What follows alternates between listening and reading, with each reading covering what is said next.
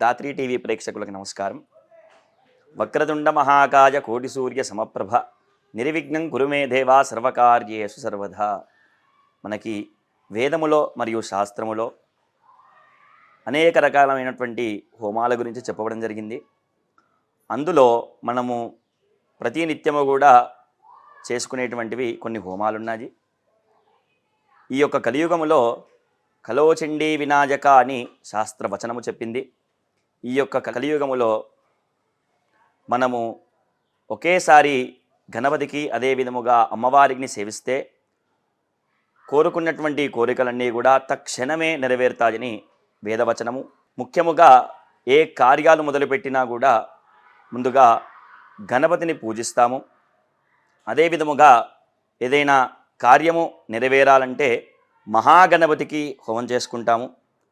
మహాగణపతికి మనము హోమం చేయడం వల్ల ఏ కార్యాలు తలపెట్టినా కూడా తక్షణమే ఎలాంటి ఆటంకం లేకుండా నిర్విఘ్నముగా పరిసమాప్తి అవుతుంది. ఆ యొక్క మహాగణపతికి ప్రీతిపాత్రమైనటువంటి మోదుకలతో మహాగణపతికి హవనం చేయడం వల్ల, అంటే హోమం చేయడం వల్ల మనము అనుకున్నటువంటి కార్యాలన్నీ కూడా దిగ్విజయంగా పూర్తయ్యి ఎలాంటి ఆటంకం లేకుండా ఉంటుంది. అదే విధముగా లక్ష్మీ గణపతి హోమం కూడా ఉంటుంది. ఈ యొక్క లక్ష్మీ గణపతి హోమం చేయడం వల్ల ధనప్రాప్తి కలిగి అనుకున్నటువంటి కార్యాలన్నీ కూడా తక్షణమే ఇబ్బంది లేకుండా నెరవేరుతుంటాయి. అదే విధముగా మనకి చండీ హోమం గురించి అందరికీ తెలిసిందే. ఈ యొక్క కలియుగంలో అమ్మవారిని ఎంత పూజిస్తే అన్ని ఫలితాలు మనకు కలుగుతాయి. ఈ యొక్క కలియుగంలో చండీదేవిని స్తుతిస్తే అమ్మవారు ఏ కోరిక కోరినా కూడా నెరవేరుస్తుంది. ఈ యొక్క కలియుగములో చండీ హోమం అని విశేషంగా చెప్పబడింది. దుర్గా సప్తశతి అంటారు దాన్ని కూడా. ఈ యొక్క దుర్గా సప్తశతిలో 700 శ్లోకాలుంటాయి. ఆ 700 శ్లోకాలలో మహాకాళి, మహాలక్ష్మి, మహాసరస్వతి, త్రిమూర్తి, త్రిశక్తి అమ్మవారిని మనము 700 శ్లోకాలలో భాగాలుగా చేసి 13 అధ్యాయాలుగా ఆ యొక్క అమ్మవారికి చండీ హోమాన్ని నిర్వహించుకుంటాము. ఆ చండీ హోమము చేయడం వల్ల శత్రులపై విజయం సాధించి అనుకున్న కార్యాలన్నీ కూడా నెరవేరాలని, అదేవిధముగా ఎలాంటి రోగాలు కూడా దరిచేరకుండా ఉండడానికి ఆ యొక్క చండీ హోమాన్ని నిర్వహించుకుంటాము.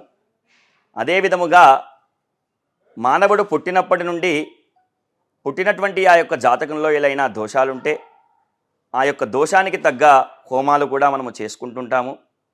అదేవిధముగా మనము నూతన గృహప్రవేశములో ప్రవేశించినప్పుడు వాస్తుడు పురుషుడికి పూజ చేసుకొని వాస్తు శాంతి కోసము వాస్తు హవనం చేసుకుంటాము.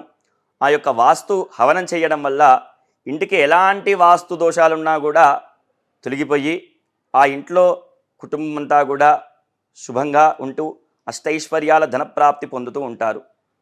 ఈ యొక్క వాస్తు హోమము నూతన గృహప్రవేశాల యందు, భూమి పూజల యందు ఈ యొక్క వాస్తు హవనాన్ని చేసుకుంటూ ఉంటారు. అదే విధముగా రుద్రహోమం కూడా మనకి చెప్పబడింది. శివుడికి సంబంధించింది రుద్రహోమము. ఈ యొక్క రుద్ర హవనం చేయడం వల్ల మృత్యుదోషాలన్నీ కూడా తొలగిపోయి ఆయుష్ని పెంచేటువంటిది రుద్రహోమము. అదే విధముగా మృత్యుంజయ హోమాలని, ఆయుష్ హోమాలని కూడా మనం చేసుకుంటూ ఉంటాము. ఈ యొక్క మృత్యుంజయ హోమం చేయడం వల్ల మనకున్నటువంటి ఆయుష్ని పెంచి ఎలాంటి రోగాలను దరిచేరకుండా, అదేవిధముగా ఎలాంటి మృత్యుభయం లేకుండా చూసుకునేది ఆ యొక్క మృత్యుంజయ హోమము. అదేవిధముగా ఆయుష్ని పెంచడానికి ఆయుష్ హోమము. ఇలా రకరకాల హోమాలు మనకి వేదంలో చెప్పబడ్డాయి. అదేవిధముగా ఉన్నటువంటి జాతక సమస్యలలో ముఖ్యముగా చేసుకునేటువంటిది నవగ్రహ ఆరాధన. అదేవిధముగా నవగ్రహ హోమాలు చేసుకుంటాము. ఆ యొక్క నవగ్రహ హోమాలు చేయడం వల్ల ఒక్కొక్క గ్రహానికి ఒక్కొక్క ఫలితం ఉంటుంది. ఈ యొక్క నవగ్రహ హోమాలు దేవాలయంలో కానీ ఇంటి వద్ద కానీ మనము నిర్వహించుకోవచ్చును. అదేవిధముగా శ్రీ మహావిష్ణువుకి సుదర్శన హోమం అని చెప్పబడింది. ఈ యొక్క సుదర్శన శతకముతో హోమము చేయడం వల్ల సంపూర్ణమైనటువంటి ఆ యొక్క లక్ష్మీనారాయణ అనుగ్రహాన్ని పొందుతాము. అదేవిధముగా ఈ యొక్క లక్ష్మీనారసింహ హోమము, అదేవిధముగా లక్ష్మీ హోమము, ఈ యొక్క లక్ష్మీ హోమం చేయడం వల్ల ధనప్రాప్తి, ముఖ్యంగా వ్యాపార స్థలంలో ఆ యొక్క లక్ష్మీ హోమాన్ని నిర్వహించుకుంటారు. అదే విధముగా గృహంలో అష్టలక్ష్మి స్థిర నివాసంగా ఉండాలని చెప్పి, అదే విధముగా లక్ష్మీ కటాక్షము పొందాలని చెప్పి, మరియు ధనప్రాప్తి కలగాలని చెప్పి ఈ యొక్క మహాలక్ష్మి హోమం చేసుకుంటూ ఉంటారు. ముఖ్యముగా ఈ యొక్క కలియుగంలో తక్షణమే అనుకున్నటువంటి కార్యాలన్నీ కూడా నెరవేరడానికి మహాలక్ష్మి హోమము, గణపతి హోమము, చండీ హవనము చేస్తూ ఉంటారు. మహాగణపతికి సహస్ర మోదకాలతో హవనం చేయడం వల్ల, అదే విధముగా మహాకాళి మహాలక్ష్మి మహాసరస్వతి స్వరూపి అయినటువంటి చండీ హోమానికి చండీ హవనం చేయడం వల్ల కార్యాలన్నీ కూడా నెరవేరి విద్య, బుద్ధి మరియు ధనప్రాప్తి కలుగుతుందని వేదవచనము.